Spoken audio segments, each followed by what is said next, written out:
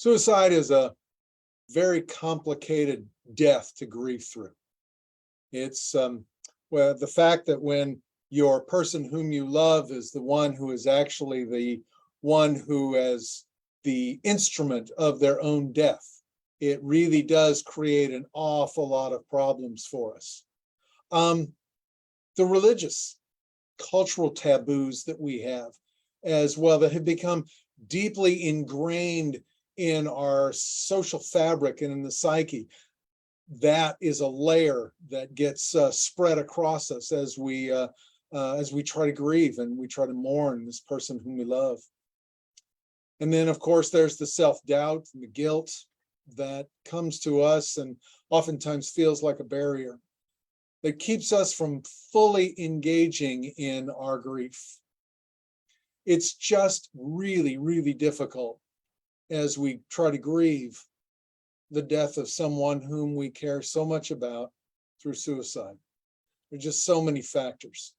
And I'm really grateful to my friend, Rick Mogul, who is Program Director for Suicide Bereavement at D.D. Hirsch, who is with us here this evening. And he's going to help us to bring some clarity to this, as well as some hope for examining this troublesome loss.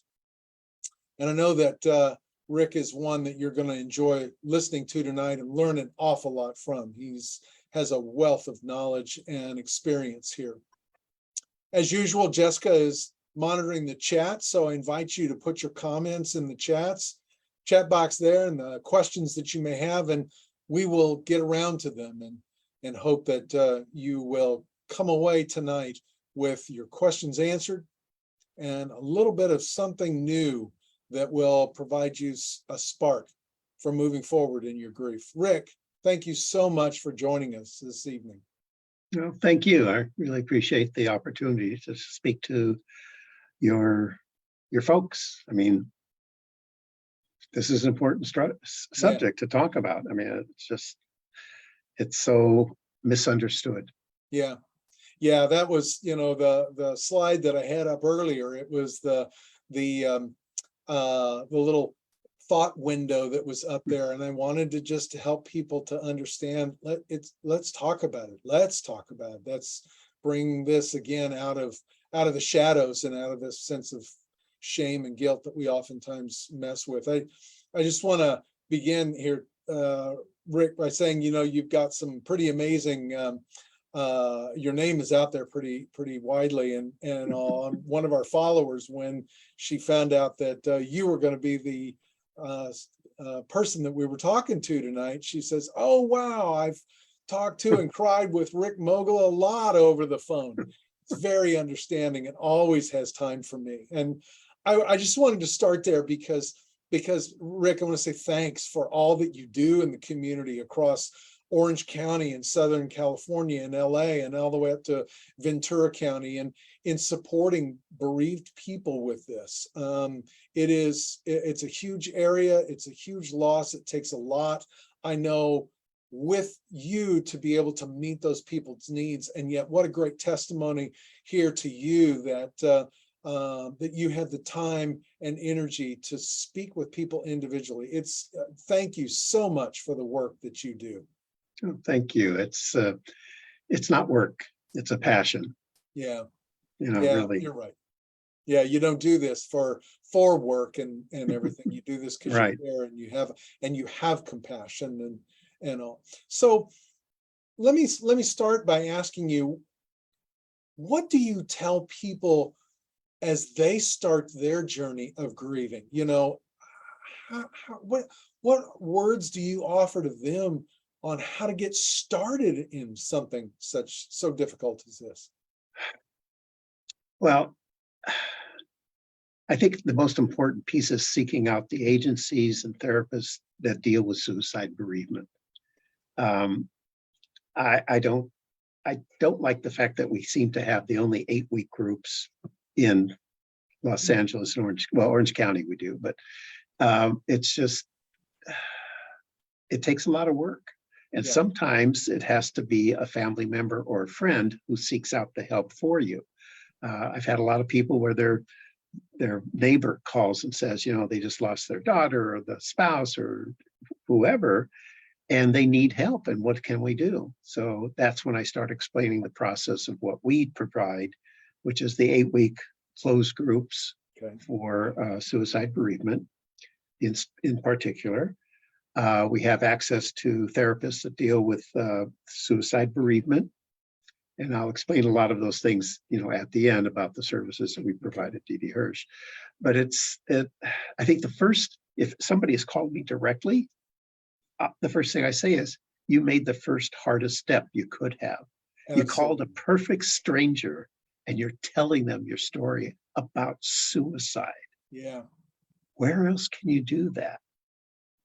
Where can you talk about it openly? Yeah. As you can see, I do my hands a lot, but I normally would, but I've got yeah, this I keep them down here. And you got the and stuff. So yeah, that is such a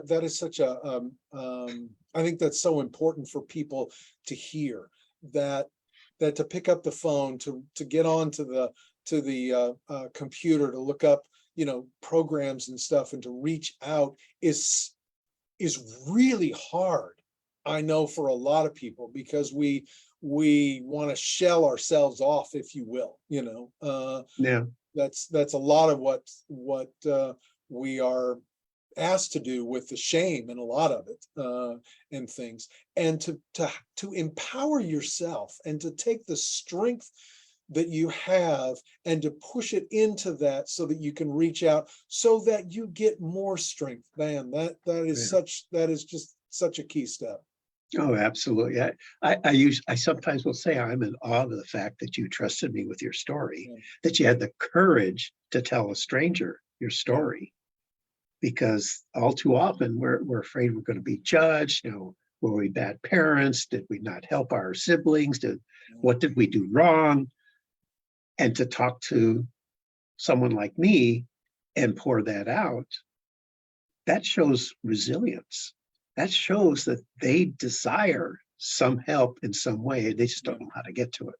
Yeah. So, And again, I just want to pick up on those words, because I think those are so important. And there's courage, and there's strength, and there's resilience, all words that are life enhancing words that really speak to the depth of what life is, and how we as bereaved persons will reach out toward life. And I just want to, right. again, pull those up and encourage people to hang on to those, that's what you're doing when you're doing that.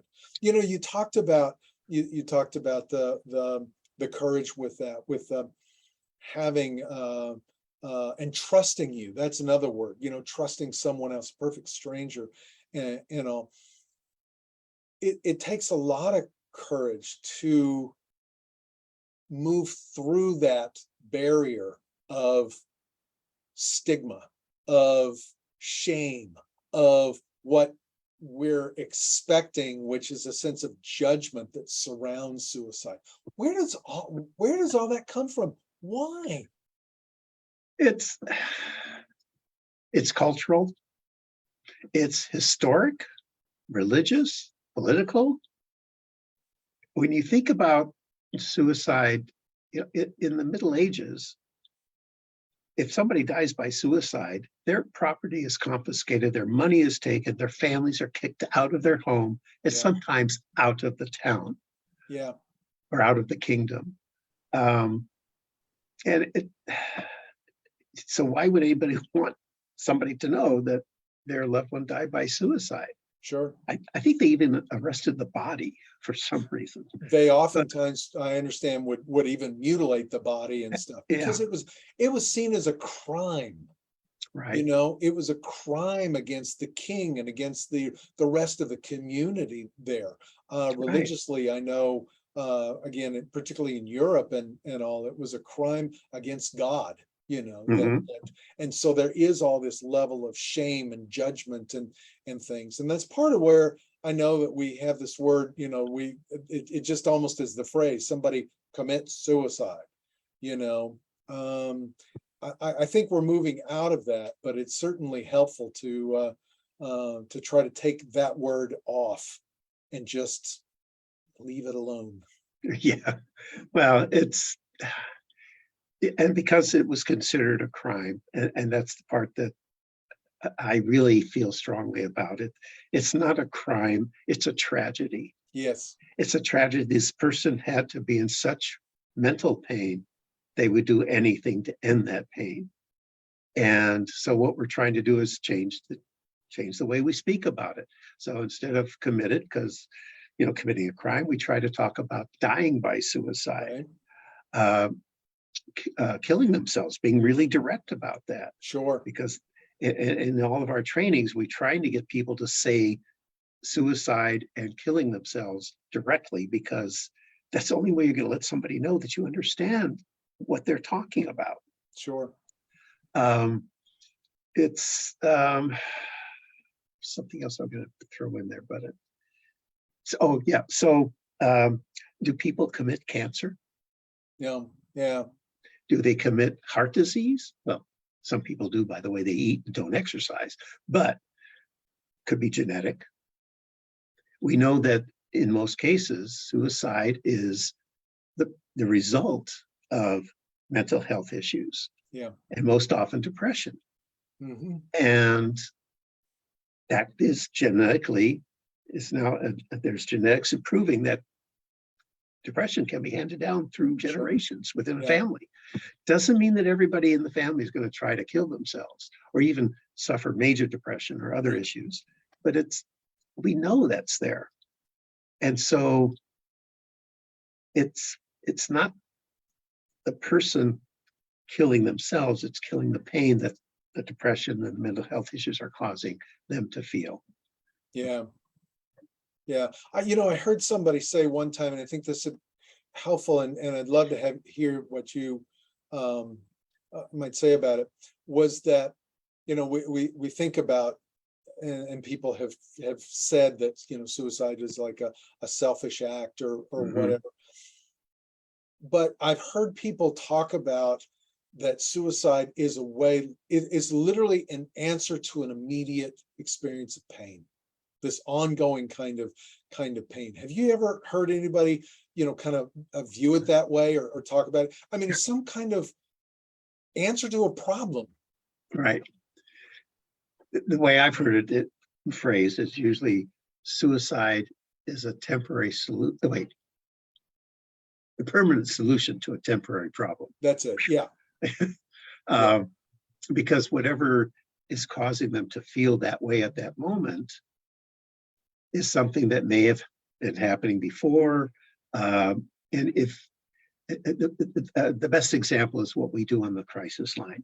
So when somebody calls, we ask them, what's going on? Why did they call today? And just having us be there can derail the process of somebody going from the thoughts to the pain to death. yeah, And that's why we engage in a conversation with them. We don't save them. We help them save themselves if we can. sure. There's always going to be times when that won't be enough, but for the most part, it's breaking that thought process so that Mm, they have a bit of a chance to start reevaluating what they were thinking here and continue on this way. So it's a temporary solution. yeah, I mean, a permanent solution. I keep saying temporary. yeah, yeah, It's a permanent yeah, solution, and not giving themselves a chance to see what else there is. right.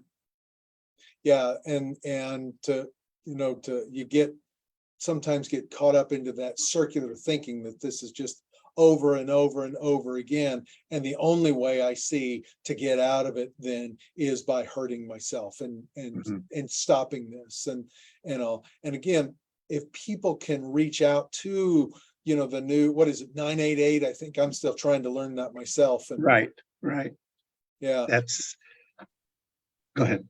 I was just going to say, people Oh, can reach out to that new 988 number and find their way of again getting a hold of something else, taking incredible courage to do that, and the resilience that it takes to get beyond this one point. Because you get mhm, beyond this one point, then there's hope for doing something different right. tomorrow with it. And it's not just about suicide. 988 is also about other crises. So mental health crisis rather than Yes, just thinking about suicide. right. So it's expanded its ability to help people in different ways.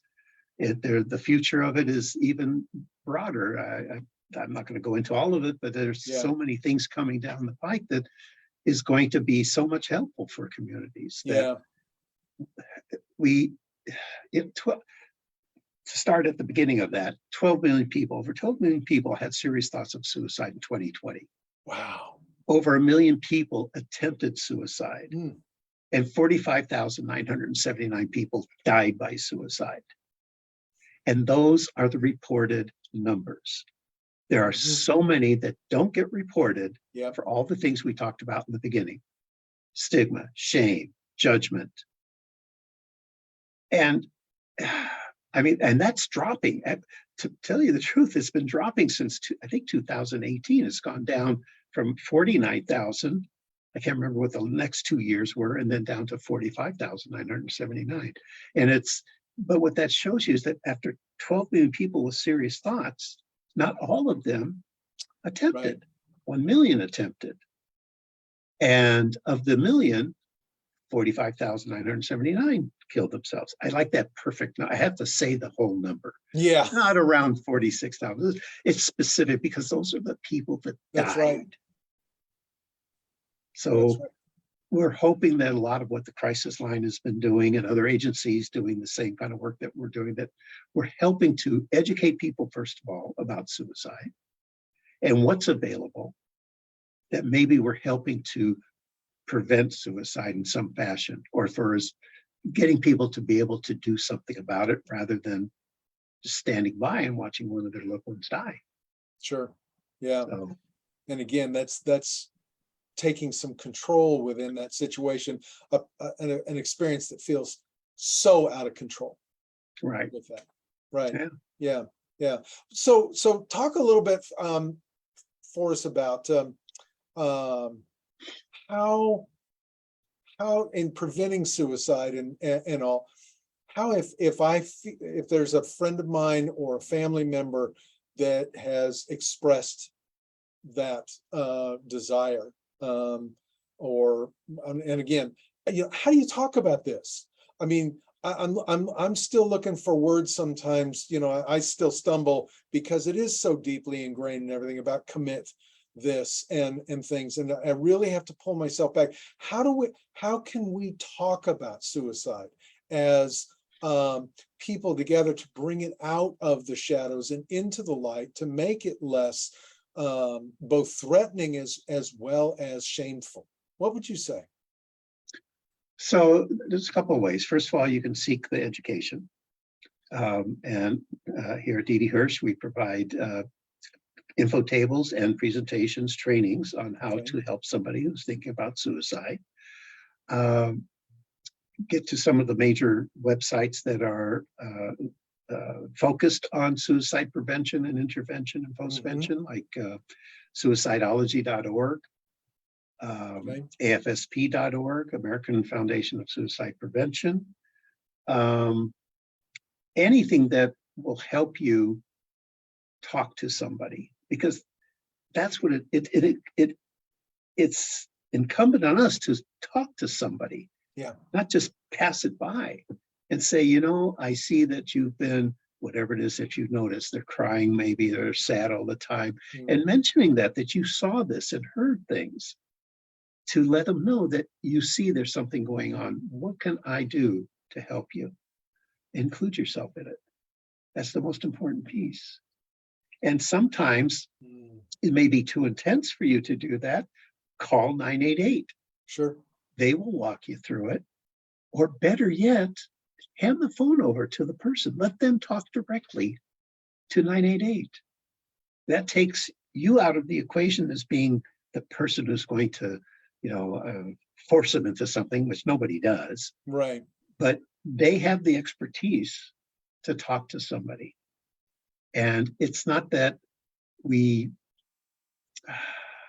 don't want to rescue everybody. What we want to do is help de-escalate the situation. Okay. So they will find a way through the conversation on what is going to work for them.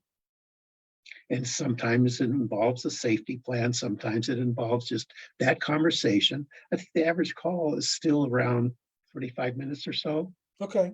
I mean, once somebody is called and somebody acknowledges them on the phone and says, so you say you've been thinking about killing yourself. What are you talking about? What do you have a plan? What is the timeline? What would you do? Who could you call if you needed to talk to somebody? And the fact that they called shows that they're ambivalent.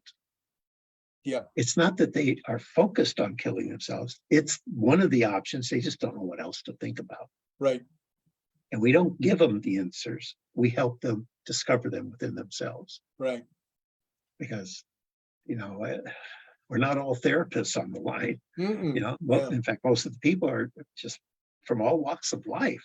Mm. There's students, there's retirees, there's survivors of loss who have lost their only child, are on the line trying to help somebody else. Wow.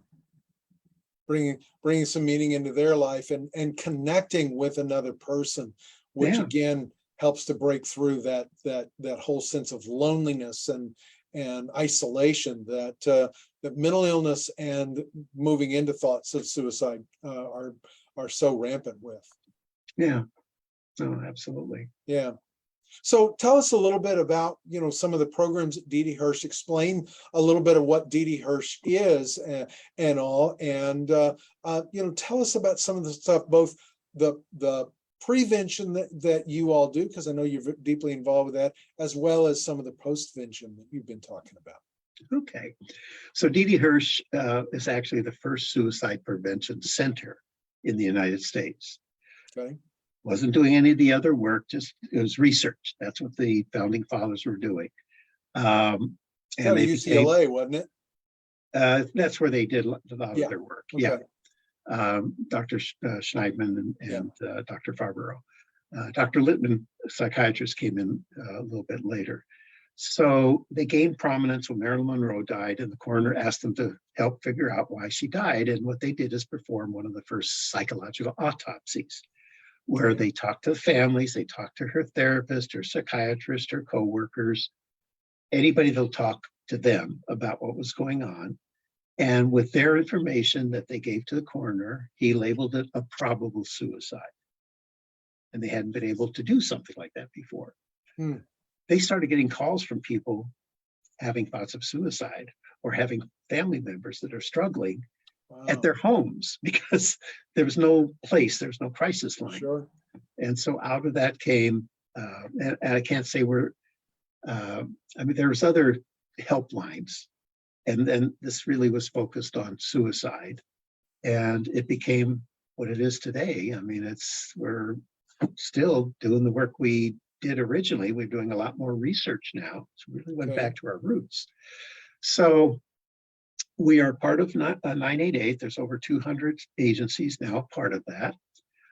We do outreach and training, like I said earlier. We'll host a info table at an event, whether it's at a church, temple, mosque, whatever, health fairs, schools. We do trainings for adolescents, for kids as young, well, I don't know if we're doing elementary yet, but we do middle school and high school.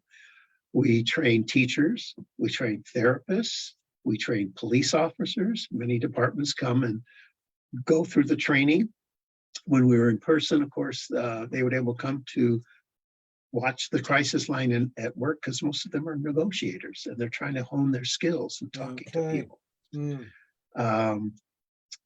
We'll just go anywhere people will let us talk about suicide. So that's the prevention. The intervention part, of course, is the crisis line.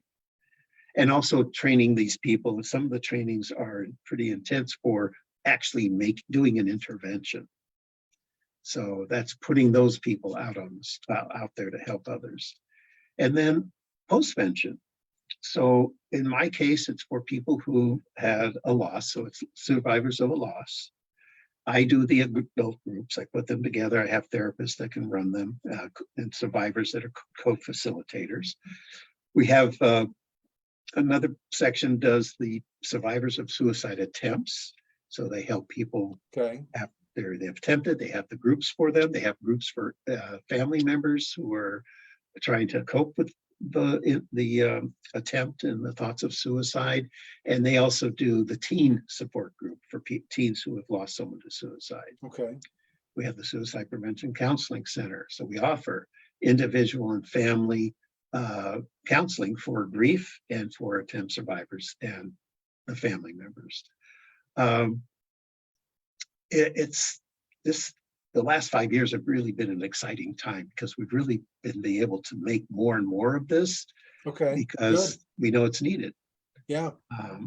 We also have a new website. There's Dee Dee Hirsch, but there's a new one, crisiscare.org, that people can go to. And all you do is fill out a questionnaire and submit, and then somebody go back to you for whatever one of those things that, or two things, whatever that you were trying to contact us about. So it's this 988 and the crisis care and things that are coming up in the future are just, they're huge. I mean, they're going to make such an impact. They already have. Yeah. Our numbers jumped like crazy on, what was it? When did we start? July 16th, I think. Okay. Trying to think. I'm too old to think, but our numbers, our calls just went up huge. I mean, I think it's over 700, 750 calls a day. Settled down for a little bit, but it's still a lot higher than the norm before that. Okay. So more people are utilizing it. That's such great news. Yeah. We see that what did you say? 45,000 979. 979. Going to see that number continuing, to come down because the resources are becoming available and people are starting to talk about it and be able to share about it beforehand instead of it being only afterwards. All the different programs that you spoke about there sounded almost like this web that just reaches out to just about every demographic almost, all across the county here in Southern California, but just reaches out across. And so if you are feeling something out there and you are struggling with some of these thoughts or feeling just really lonely and alienated and thinking that there's just not much purpose in everything, there is somebody waiting to speak to you. There's somebody that will listen and help you to find the support, the structures that can be something for you to help move forward in your life. Can be a lot of hope there. Can be a lot of hope when we gather together, and that's what I'm hearing again from you, Rick, and the things that you all are doing at Dee Dee Hirsch. What wonderful work. And I know that again, you talk about this as a passion. This is something that's close to your own heart as well. Yeah. I climbed that ladder slowly from my own loss. So yeah. And also for the phone numbers for any of those, you just go to the deedehirsch.org. Okay. Website. I could say them, but nobody's going to be able to write them down that fast. We'll put all that in the chat so Okay, that good. everybody can quickly and easily connect with that, and it will always be there. So right. That's wonderful. I really appreciate you so much this evening, just kind of opening this up and laying it out, just and how normal it feels. I mean, to talk about it. Mm-hmm. What a sense of relief. It's not under a rock. It doesn't have to be there. It's here, and we are here to support and strengthen you as you go through that. So thank you so much for that, Rick. And I want to take just a moment to talk about the special opportunity that we have here next Tuesday with as we continue to move through Suicide Prevention Month here in September. We're going to show the documentary The S Word, which I understand you're familiar with and familiar with the filmmaker there. It's a documentary, a really powerful documentary on life after suicide. And If you would like to register for this, if you're watching tonight and would like to register for this, we did mention it last week on one of our posts and things, then email us at info@journeysthroughgrief.com, and we will get you all the information. We'll get you a link for that and send you all the information that you need. So it's about an hour's documentary, a little bit longer than that, just a few minutes. And then we're going to have Rick back with us again so that we can kind of parse that out and talk about some of the things there. So it's not just something we all have to absorb and all. We will be doing this together in community, once again, together with that. So if you're interested in that, again, email us at info@journeysthroughgrief.com and we'll get you that information. I want to thank each and every one of you for joining us this evening. And again, Rick, you as well. What great insight and help that you have brought. And I really, really appreciate the work that you do, the passion that you bring, the care that you have in stewarding these programs at D.D. Hirsch and helping them, to find the light of day and to be available for other people. It's really, really important. And thank you so much for being here with us tonight. It's my pleasure. Thank you. All right. Those of you that have been with us, follow us on Facebook so that we can be together in our journey through grief. Whatever your loss is, we have a supportive community here who will strengthen you. And that's what we need when we're grieving. We need an open space to do our grieving, and we need support to feel the strength and get the strength that we need to do that. And here at Journeys Through Grief, we strive really hard to do that work with you. I want to thank you again, Jessica, for your work of monitoring the feed and connecting in with everybody. And until we are back next month, we are sending each and every one of you peace as you grieve your loss.